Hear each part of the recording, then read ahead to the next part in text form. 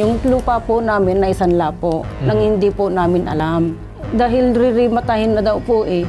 Wala naman po kami alam na isinanlang lupa. Nag-uusap po kami sa barangay. Ang sabi po niya eh, binigaw daw po ng asawa ko yung titulo. Sino po yung nakapangalan sa titulo? Kami po ng asawa ko. That means conjugal property ito. Kasi Opo, married sir. kayo, di ba? Opo, sir. Hindi niya pwedeng sabihing ibinigay kasi Opo. bago maibigay ng asawa mo, dapat alam mo yan. Batay po sa Kodigo Sibil ng Pilipinas, yan pong ganyang transaksyon na falsifikado yung tao, o di ibig sabihin na hindi yung tunay na may-ari ang nagsanla. Yan po ay walang visa. Invalid. Wala pong karapatang ibinibigay sa pinagsanlaan dahil wala rin namang karapatan yung pong sinasabing nagsanla. Nandito po ako sa ipabitag mo para ipabitag po si Teresita Baldonado sa pagnanakaw po ng titulo ng lupa ng tatay ko at pagsasanla po ng walang permiso ng mga magulang ko gamit po ang mga pekeng IDs at pirma. Nag-usap-usap na po sa barangay noong November 2023 at sinabi niya po na ibabalik po yung titulo sa December 2023 pero hindi po yun natupad.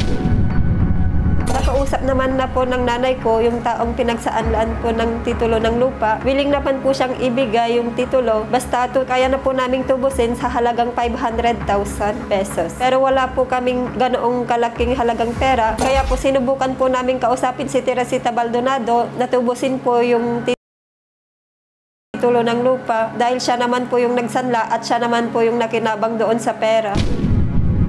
Ang gusto ko po sanang mangyari ay maibalik po sa amin ni Teresita Baldonado ang titulo po ng lupa. Kaya Sir Ben, Sir Carl, sana po matulungan niyo po ako. Ngayon naman, no, pakikwento po sa amin na ano po nangyari doon sa sinasabing titulo na nirereklamo ninyo na nakuha ng inyong kasamahan. May pumunta po sa bahay noon. Magkiklaim daw po yung sinasabing yung lupa po namin na isanla po, nang hindi po namin alam. Dahil ririmatahin na daw po eh. Wala naman po kaming alam na isinanlang lupa. Kaya masama po yung loob ko. Pinaghirapan po yun ng asawa ko. Sinong kumausap sa inyo? Si Ma'am Maria po. Sino po siya? Parang siya po yung pangalawang sekretary ni... Okay, so siya ay isang staff ng pinagsanlaan, tama po Opo, ba? sir. So siya yung kusang loob na lumapit sa inyo. Ano daw ang dahilan ng pagpunta niya sa inyo? Ririmatahin na daw po yung lupa. Ano ang ginawa ninyo na susunod na hakbang? Kinausap po namin yung nagsanla po. Pinabarangay ko na po isa. Sino itong nagsangla? Si Teresita Baldonado po. Kaano-ano niyo siya? Kinakasama po nung pamangkin ng asawa ko po. Nag-uusap po kami sa barangay. Ang sabi po niya eh, binigaw daw po ng asawa ko yung titulo. Eh sabi ko naman sa kanya, hindi niya pwedeng ibigay yun dahil yun pinaghirapan niya. Sino po yung nakapangalan sa titulo? Kami po ng asawa ko. And then, yung sinasabing titulo ay kinuha nitong kinakasama na ng pamangkin mo para hindi mahaba. And then, nung kinompronta mo sa barangay, ang sinabi is binigay daw ng asawa mo. Opo. Nagtataka ako kasi sinasabi na ibinigay. Nakita ko kayong dalawa nakapangalan. That means conjugal property ito. Kasi Opo, married sir. kayo, di ba? Opo, sir. Hindi niya pwedeng sabihing ibinigay kasi Opo. bago maibigay ng asawa mo, dapat alam mo yan. Paano napunta sa kamay niya yung titulo? Hindi po namin Na kanino ba yung titulo? Itinago po ng anak ko. O paano napunta ron sa kamag-anak? Oo. Ewan ko lang po. Hindi po namin alam kung paano napunta Alright. sa... Nakausap mo ba yung anak mo kung paano napunta yung sinasabing titulo dun sa kamay ng kabilang panig? Hindi rin po niya alam. Yung po kasing respondent po eh, labas-pasok po kasi sa bahay Sa nila. bahay. Si Teresita, labas-pasok sa bahay niyo. Opo. Dahil malapit na po sa... Pero syempre, nanay, may hinala ka na. So, kinuha ng walang paalam, anong tawag doon? Pag nanakaw. Tama. Paano nyo naisanla kung wala naman Yes. yung pangalan niya doon sa titulo? Oo, anong karapatan? Gumamit po siya ng mga peking ID po. Yun pong ginamit po na ID po ng asawa ko, yung itaas po. Yun po yung original po ng asawa ko. Yun po yung nasa baba. Itong nasa baba, yan ang mukha ng asawa mo. Yan si Ramilo. Opo. Okay, yung nasa taas, sinong mukha yan? Hindi ko po alam, ma'am. Iba rin ang birthday. Opo. Pero ang pangalan iisa, tama po? Opo. Ramilo Fernando. So kaya naibenta yung titulo kasi dahil dyan sa ID na yan. Opo. Okay. Pero kailan nyo lang po nalaman? Tama? Ang sinabi nyo last year lang, 2023. Opo, ma'am. Nalaman na isanla pala. Opo, ma'am. Hindi nyo po ba hinanap na parang isang taon din yun, no? Na asa ng mother, asa ng title ninyo? Oo. Hindi na po naman po namin naisip, ma'am, dahil nakalagay po sa folder po yun na nakasabit lang po sa taas ng bahay ng anak ko. Saan sa part ng bahay? Kasi kung may labas, pasok nga naman sa bahay ninyo at nakasabit lang yan somewhere na open, yan ba'y nasa kwarto? Nasa sala? Wala pong... So isang buong room lang Opo, yan? opo, sir. Okay, so malamang talagang may kumuha. So aside doon sa sinasabing pamangkin, meron bang ibang pumapasok doon sa bahay? Yung mga kapatid ko po, Pero may pagkakaalam ba ang inyong mga kapatid doon sa nangyari? wala po. Alright. So wala nang ibang posible nyo nakikita kundi ito lang sinasabing pamangkin. Itong pamangkin ba labas-pasok din? Opo, sir. Alright. Madalas bang mag-isa siya o may kasama siya? Pag minsan daw po, mag-isa siya po sa bahay ng anak ko. May nakakakita daw po sa kanya. So na siya malaki lang yung mag-isa. chance talaga na kinuha niya nga yung Opo. titulo at Opo. isinanla ng walang paalam sa Opo. inyo. Sa asawa mo, ma'am, kasi baka nagpaalam naman sa asawa mo. Hindi po ibibigay ng basta-basta po yung asawa ko yun. Hindi niya po pinagkakatiwala sa akin yun. Siya pa kaya. Siguro tawagan natin ngayon itong staff ng pinagsanlaan na nakausap nyo si alias Maria. Magandang umaga sa inyo, Ma'am Maria. Ang nagsanla itong Amalia Ramilo, pero hindi pala siya. Hindi pala siya yung Amalia Ramilo. Nagpunta po ako sa kanya dahil yung mortgage contract po na-expired na, more than a year. Sinabi po ng pinagsanlaan na i-verify ko na kasi ipaprocess na nga po. Okay. Ipaprocess na ipaalam ko na sa kanila na pagka hindi pa masettle ito, syempre, may mortgage contract po. Kailangan lang mai-transfer, ganon. Tapos ngayon, nautusan ako na pumunta doon sa location ng lupa na isanla. Alright. Pagkadating ko po doon, nagtanong po ako kung saan ang bahay ng Amalia Ramilo. Yung unang napagtanungan po namin, hindi nila alam. Kasi ang alam pala nilang pangalan, Miyang. So, naghanap kami ng pangalan na Miyang kasi Amalia Ramilo nga po. Tapos doon kami mismo huminto sa harapan ng dalawang mag-ina kasi nag-aano po sila ng nabilad na palay. Nagtanong po kami. Sabi ko, Ading, pwede bang malaman kung saan ang bahay ni Amalia Ramilo? Sabi ko, ang sagot naman niya sa akin, ay, ako yun, sabi niya. Siyempre, nagulat ako, sir. Dahil yung taong ano na yon, hindi yun yung mukha. Kaya ka nagulat na para magkaiba yung sinasabing tao na tinutukoy dito sa ID na ibinigay sa inyo. Ganun po. Alright. So, with that said, no, ma'am, so talagang meron na panlilin lang din dun sa kabilang panig na kung saan pinagawa talaga itong mga ID. So, nagkaroon ng problema, di ba po, ma'am? Kaya pumunta din kayo para din magtanong and then na-verify ninyo. Opo. So, nung pagdating ninyo dun sa lugar, nung nakausap nyo na si Emilia, ano yung naging resolution ng inyong pag-uusap?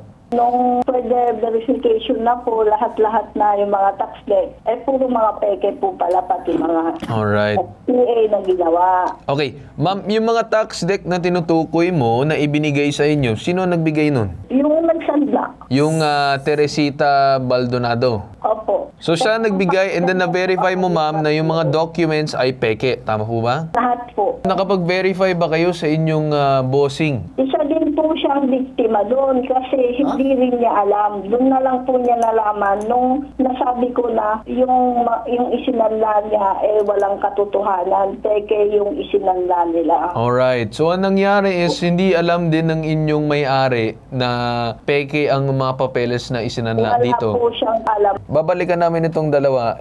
Ma'am Emilia, tama ba? Nakita na ba niya yung naging problema na kung saan peke ang mga papeles Opo, na sir. ibinigay nitong Teresita? Opo. Anong habol nitong kabilang panig? Paano niya daw gagawa ng paraan na para mahabol itong Teresita? May nasabi ba siya? Sabi po naman po niya sa amin, kami daw po ang magdedemanda kay Teresita. Bakit kayo lang? Ewan ko po.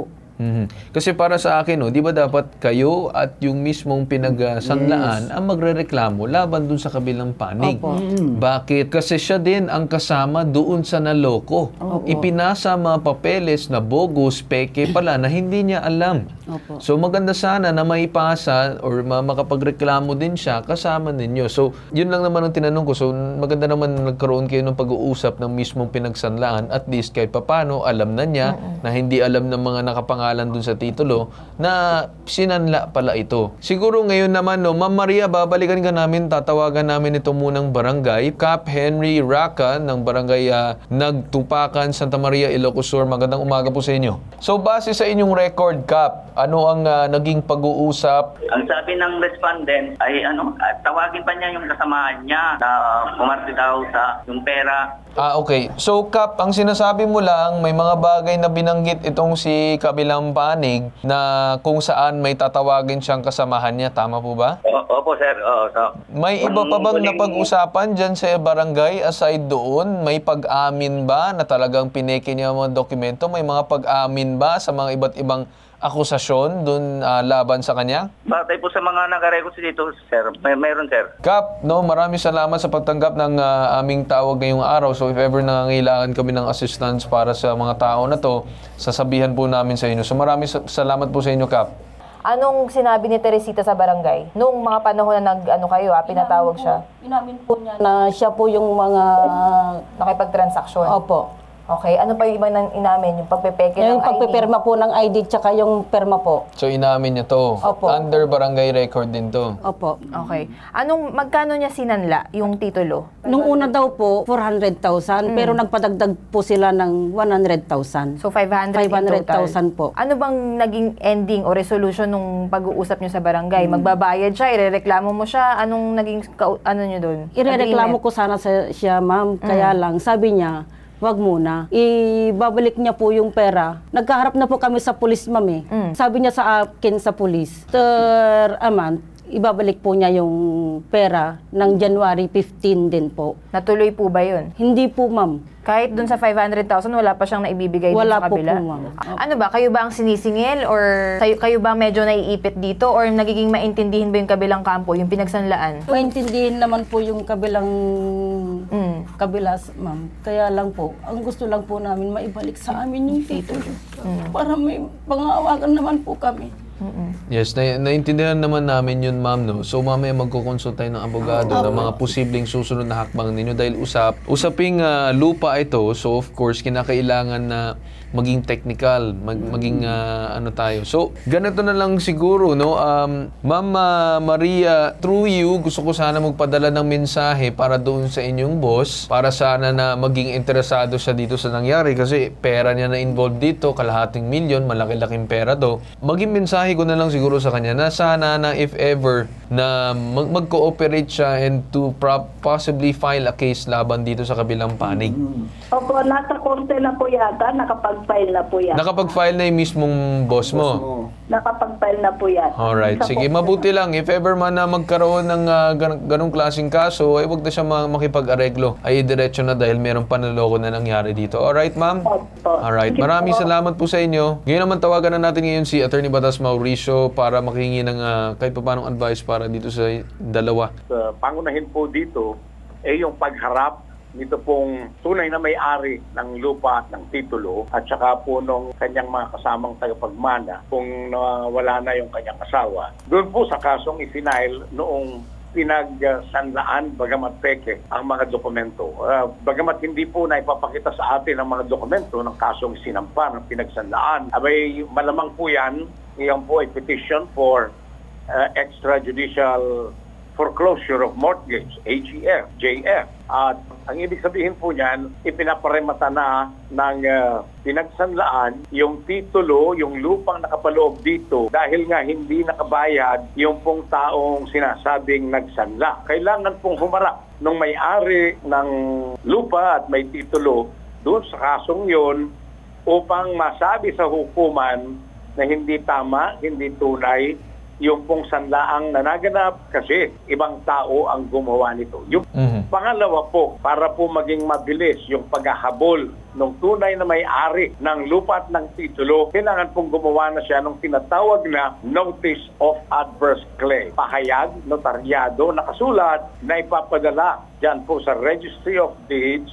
upang maitatak na yung mga pagkilos tungkol sa titulo na hindi yung tunay na may-ari ang gumagawa ay hindi dapat tanggapin ninuman kasama na ang Registry of Deeds sapagkat hindi nga po yung tunay na may-ari ang gumagawa. Adverse claim po ang tawag dyan at yan ay kailangang nakasulat sa estilo ng sinumpang salaysay. Kailangang notaryado din at pagkatapos isusumite, kailangan pong ipatanggap sa Registry of Deeds dun sa lugar kung saan nakarehistro ang lupa. Batay po sa Kodigo Sibil ng Pilipinas, yan pong ganyang transaksyon na falsipikado yung tao, o di ibig sabihin na hindi yung tunay na may-ari ang nagsanla. Yan po ay walang bisa. Invalid. Wala pong karapatang ibinibigay sa pinagsanlaan dahil wala rin namang karapatan yung pong sinasabing nagsanla. Kailangan po lamang na maipaabot sa kaukulang otoridad, this time doon po sa hukuman kung saan ipinaparemata na yung titulo at yung ari-arian. Ito pong katotohanan na walang bisa yung sanlaan na ipinaparemata na sa kasalukuyan dahil nga po hindi yung tunay na may-ari ang nagsanla. Sabi po ng Kodigo Sibil ng Pilipinas, ang sino mang tao na magbebenta o magsasanla o di kaya magdodonasyon ng anumang ari-arian, lalo na ang lupa, kailangan siyang may-ari. O di kaya kung hindi man siyang may-ari, meron siyang special power of attorney. Dapat po bang sila ang sinisingil dun sa perang pinagsanlaan nga po? Dapat po yung scammer. Pangunahin, hindi naman siyang tumanggap ng pera ng sanla. Pangalawa, hindi nga siyang nagsanla. Pangatlo, iba ang taong nakakuha ng pera. Dahil dyan, wala pong tungkulin yung tunay na may-ari na magbayad. Yan pong ganyang transaksyon, kailangan po mabigyan ng leksyon yung mga gumawa. Yung Baldonado na yan at kung sino pang tumulong sa kanya, i-demanda po ng estafa kaakibat ng kasong Articles 171 and 172 ng Revised Penal Code. Ano po ba yung 171, 172 na yan? Yan po ay falsifikasyon. Pamimeke ng mga dokumento, bagamat pribado, ay nagiging pampubliko dahil nanotaryuhan. Maraming salamat po, Attorney Badas. Nakausap ng bitag ang inireklamo si Teresita Baldonado at ayon sa kanya ay hindi niya ninakaw daw ang titulo bagkus ay ginamit niya daw ito sa pambayad ng utang ng tatay ni Liana sa ibang tao. Ngunit nang tanungin ng bitag kung paano napunta kay Teresita ang titulo ay wala itong maisagot. Pero nagsabi siya na ginagawan naman daw niya ng paraan para daw mabayaran yung sinasabing titulo at maibalik sa pamilya ni Liana. At totoo rin na iniiwasan niya ang mag-ina dahil ilang beses na daw siyang pinapahiya sa harap ng maraming tao at tinatawag na scammer.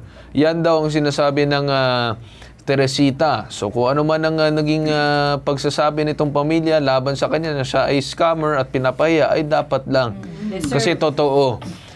Kagaya ng sabi ni Attorney Batas no, na dapat sampahan ng sinasabing adverse claim, yung sinasabing titulo para hindi siya maibenta. At the same time, dapat sampahan yung tao na to na si Teresita ng estafa and falsification of documents.